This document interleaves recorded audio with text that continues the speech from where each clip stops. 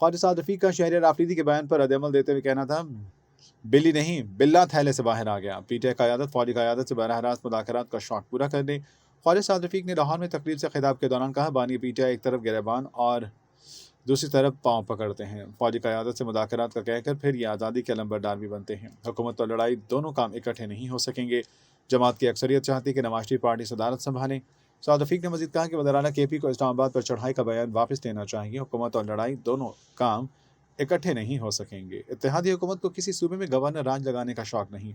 अगर वो चढ़ाई की बातें करेंगे तो मसाइल पैदा होंगे। सियासतदान को एक दूसरे से बात करना पड़ेगी। मीडिया से मुझे पार्टी का सेक्रेटरी जनरल बनाए जाने का सुना।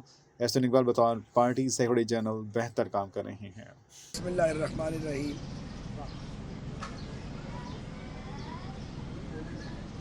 जैसा कि हम सब ने सुना है, आपने भी सुना है कि पाकिस्तान मुस्लिम लीग नून के कायद जनाब नवाज शरीफ साहब के बारे में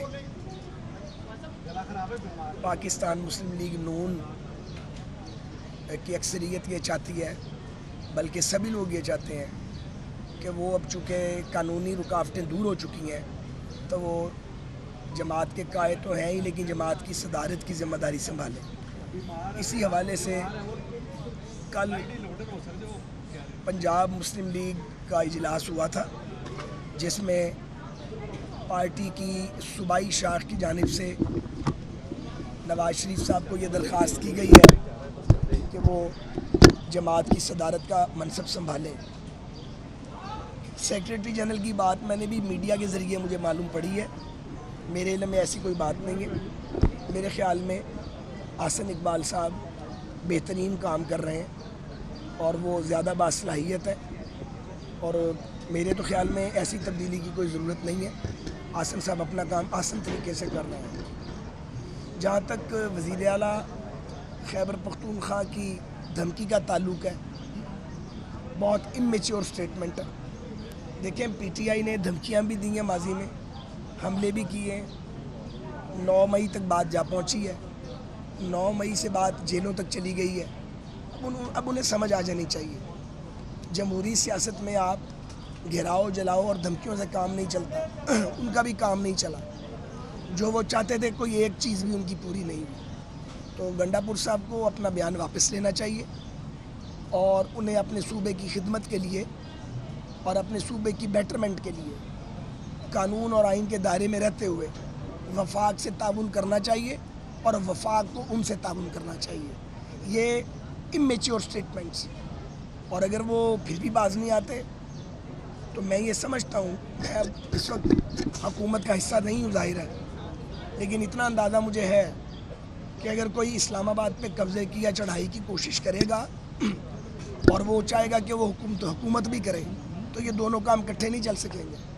तो PMLN की और पीपल्स पार्टी की और जो इत्तेहादियों की हुकूमत है, मैं नहीं समझता कि वो किसी सूबे में गवर्नर राज लगाना चाहते हैं, ऐसी कोई सोच नहीं।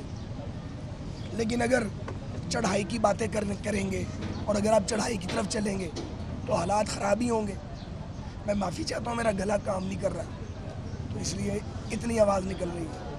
मेरा ख्याल है मैच्योरिटी की सियासत आनी चाहिए। ये जो एक दूसरे को ड्रैग करना है, इल्ज़ाम लगा, इनसे बचना चाहिए। एक और बयान बड़ा दिलचस्प है, आपने शायद सवाल नहीं किया। कल PTI के एक लीडर ने कहा है कि वो फ़ौजी की आदत से बराह रास्त मुज़ाकरात करना चाहते हैं। शौक से करें, लेकिन ये जो सिविल सुप्रीमेसी का ड्रामा रचाया हुआ है, आज़ादी गुलामी, गुलामी आज़ादी, इसमें से निकल जाएं आप। और आप मुसलमान सियासी जमातों से बात नहीं करते, सियासी बरादरी से बात नहीं करते, और बात ना करते करते 9 मई तक चले गए। अगर 9 मई से आगे उसी रास्ते पे जाना चाहें, उनकी मर्ज़ी है, लेकिन मैं ये समझता हूँ आज या कल या परसों जो सियासतदान है उसको एक दूसरे से बात करनी ही पड़ेगी। लेकिन ये बिल्ली नहीं बल्कि बिल्ला थैले से बाहर आ गया। ये इमरान खान साहब का पुराना काम है, एक हाथ पे गिरेबान पे, दूसरा हाथ पाँव पे। ये पहली बार नहीं हुआ।